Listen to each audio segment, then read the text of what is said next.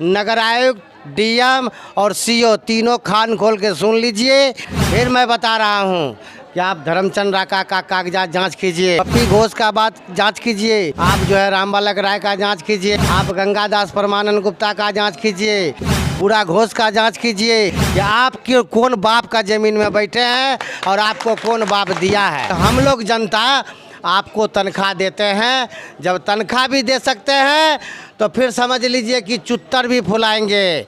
अभी हमारे बिहार में क्या चल रहा है, अभी ये चल रहा है हमारे बिहार में भूमाफिया और भ्रष्ट अधिकारी के मिलीभगत से गरीब आदमी के ज़मीन पर नज़र है और सरकारी ज़मीन पर नज़र है।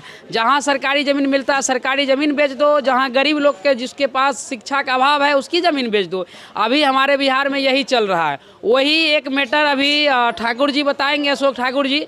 50 बीघा जो सरकारी रिकॉर्ड में 50 बीघा के मार्केट हुआ करता था, पहले लगता था, अब उस मार्केट का ऐसा हाल हो गया, वहाँ के जो छोटी मोटी व्यापारी है जो मार्केट में व्यापार करने आते हैं वो आज रोड पर व्यापार कर रहे हैं।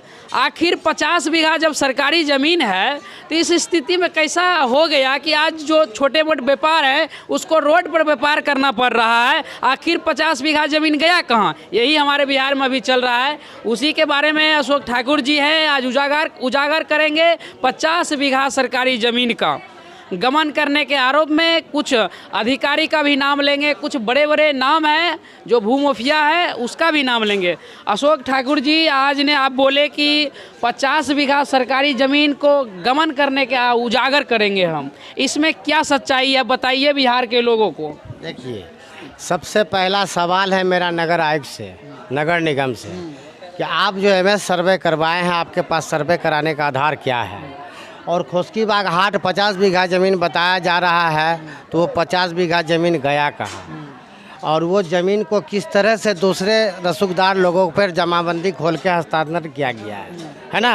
खाता 889 में अनेकों खेसरा है और हाट 50 बीघा का ज़मीन है। तो अभी जो अखबारों द्वारा, अधिकारी द्वारा नहीं बताया जा रहा, अखबारों द्वारा एक कॉलम दिए थे कि 7 एकड़ हैं अभी ज़मीन बचे हैं। 50 बीघा से डायरेक्ट 7 एकड़ पर आ गया। हाँ, 7 एकड़ पर आ गया। तो मैं पूछना चाहता हूँ कि 7 एकड़ और 50 बीघा में अंतर आपको नहीं बुझा रहा है? तो ये और ज़मीन गया कहाँ?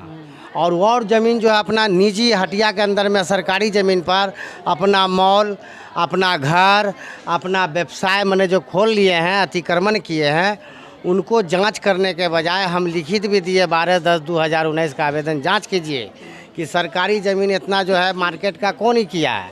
जो यहाँ का स्थायी निवासी है, मूल निवासी है, आज देख लीजिए कि उसका हटिया में कुछ भी नहीं है। सब बाहर से आकर इस हटिया में अवैध उगाई करके, अवैध कमाई करके सब माले माल हो गया। मोटा रकम दे। हाँ, और हाट को जितना बड़ा शोषण हो रहा है वो सरकार को पैसा नहीं जा रहा है, जो अत्यंत दुख के साथ हम कह रहे हैं।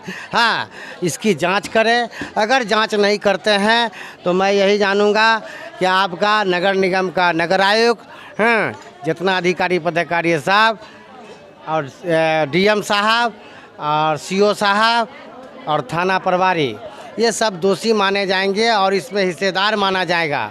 और आप अवैध उगाई भ्रष्टाचार में लिप्त है ये भी माना जाएगा हमारा आरोप को। क्योंकि मैं खुल्लम खुल्ली आपको चुनौती दे के बोल रहा हूँ कि खाता 889 खोस्कीबाग हाट जो अवैध कब्जा कर रखा है उसका नाम भी हम बताए हैं। फिर मैं बता रहा हूँ कि आप धर्मचंद राका का कागजात जांच कीजिए, आप जो है रामबालक राय का जांच कीजिए, आप गंगादास परमानंद गुप्ता का जांच कीजिए, आप हरिहर यादव का जांच कीजिए, पप्पी घोष का बात जांच कीजिए, बूढ़ा घोष का जांच कीजिए। हाँ, और भी बहुत तरीका का आदमी है, मैं जांच में सहयोग करूंगा। हनुमान दुग्गर का जांच कीजिए, राजकुमार दुग्गर का जांच कीजिए। हाँ, और भी गुप्ता जी का जांच कीजिए। हाँ, इसका बाद जो है जीवन मिश्रा का जांच कीजिए, बैलाल बीड़ी का जांच कीजिए, आप जो है रतनदीप ज्वेलर रूपक का जांच कीजिए घर का कि इनके पास कहाँ से ज़मीन आया और खोस्कीबाग हाट में सरकारी ज़मीन का खरीद बिक्री किससे किए हैं और कैसे ज़मीन हासिल किया और खोस्कीबाग का हाट कहाँ चल गया, ज़मीन कौन निकल गया। मेरा आरोप है कि आपका नगर निगम, अंचल अधिकारी और डीएम का कार्यालय का आदमी मिलकर और ये जो है मेयर पति जितेंद्र यादव, ये सब मिलकर अवैध उगाई करके खोकसीबाग हाट का खंड खंड करके सरकारी ज़मीन बेच दिया गया है। अवैध कब्जा है, अपना अपना मॉल है, सरकार को राजस्व ठग रहा है और आपको हम जांच करने बोलते हैं तो आप हमको धमकी देते हैं, कार्रवाई नहीं करते हैं।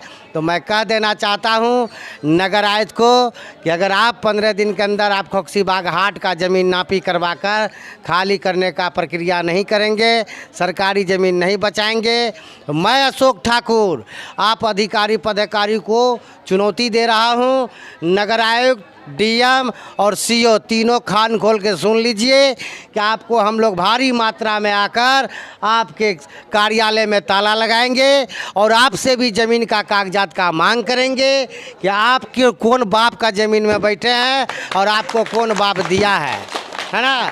ये जो अशोक ठाकुर जी बोल रहे हैं ये सत्य बोल रहे हैं। जिस अधिकारी को बिहार के लोगों ने लाख लाख रुपया सैलरी देते हैं, किस काम के सैलरी देते हैं, सिर्फ एसी में बैठने का सैलरी नहीं देते हैं, यही सरकारी संपत्ति जोगने का उसको सैलरी मिलता है। आखिर क्यों नहीं जोग पाते हैं? अशोक ठाकुर जी एक बात बताइए, ये 50 बीघा ज़मीन गमन कर लिए, कुछ लोगों का नाम ने बताइए, उसके नाम कर दिया, आखिर इसमें किन किन लोग का मिली भगत है? आपका सबसे पहले तो बोल तो दिए यहाँ का मेयर पति जितेंद्र यादव, आपका वार्ड कमिश्नर, आपका कोची का ताई लोग बाहर से आया हुआ सब सीओ, इसका बाद जो है नगर आयुक्त, नगर पालिका कर्मचारी, डीएम कार्यालय का ऑफिस का कर्मचारी, अधिकारी जो है उसके नीचे स्तर, जैसे ये डीएम जो है अभी राकेश रमन, इस तरह का अधिकारी रहेगा। सारा चीज़ बिकता चल जाएगा और माफियाओं को सहयोग करता है, गरीब के ऊपर अत्याचार करता है, गरीब को ज़मीन देने के बजाय, घर देने के बजाय उस पर आप अन्याय अत्याचार करते हैं। तो मैं आपको सीधा खुल्लम खुल्ली बोल रहा हूँ, एडीएम साहब, डीएम साहब, नगर आयुक्त साहब, कमिश्नर साहब, एसपी साहब और सीओ साहब, ये इतना जान लीजिए कि हम लोग भारी संख्या में आकर आपका कार्यालय का घेरेंगे और ताला मारेंगे।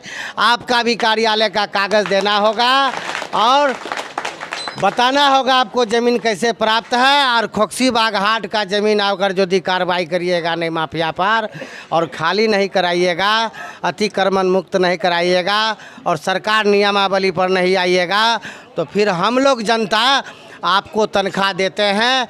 जब तनख्वाह भी दे सकते हैं तो फिर समझ लीजिए कि चुत्तर भी फुलाएंगे और आपका तनख्वाह भी रोकेंगे और आपको जेल भी भेजेंगे। ये मत समझिएगा कि आप शासन प्रशासन है तो आपका हम गुलाम, हम पे अत्याचार करिए और हम सुनेंगे और जनता मार खाएगी और आप मलाई चाटिए, ये नहीं होने देंगे। वो डंटा जब हम पे भी बरसेगी तो वो डंटा आपका भी चुत्तर पर बरसेगा। अगर कलम हम पर भी रंगदारी का चलेगा तो मैं भी कहता हूँ जिला पदाधिकारी रंगदारी आप पे भी लगेगा, क्योंकि रंगदारी से ही आप सरकारी ज़मीन, बेनामी संपत्ति, हम लोगों का संपत्ति हड़प लिए हैं, इसलिए कार्रवाई आप पर भी हम लोग पब्लिक मिलके करेंगे।